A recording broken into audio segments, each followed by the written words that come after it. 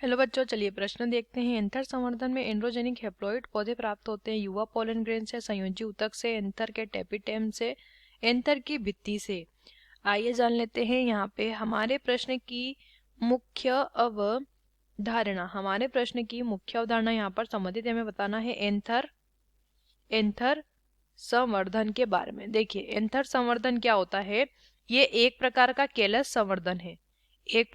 केलस संवर्धन है, जिसमें कि पादप की एक कोशिका को लेते हैं। कोशिका यहाँ पे क्या ले रहे हैं? एंथर यानी कि पौधे का नर जनन भाग।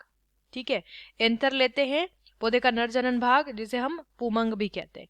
और नर युग्मक कौन होता है? पौधे का परागकण।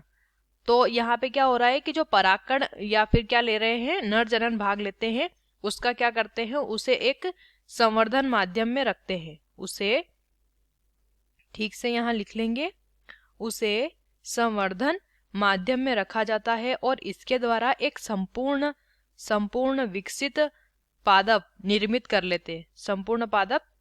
कर लिया जाता है। इस प्रक्रिया को केलस संवर्धन कहते हैं। अब यहाँ पे केलस के रूप में क्या ले रहे हैं? नर जनन भाग।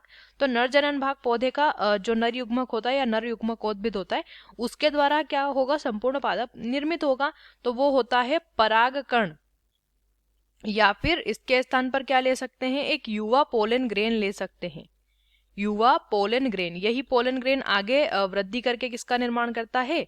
परागकण का। और परागकण जिसकी अवस्था अगुणित होती है, तो जो संतति होगी वो भी कैसी होगी? अगुणित अवस्था में, यानी कि हैप्लॉइड होगी। हैप्लॉइड अवस्था क्या होती है? अगुणित अवस्था या n नंबर ऑफ क्रोमोसोम, आधे गुणसूत्र उसमें होते हैं।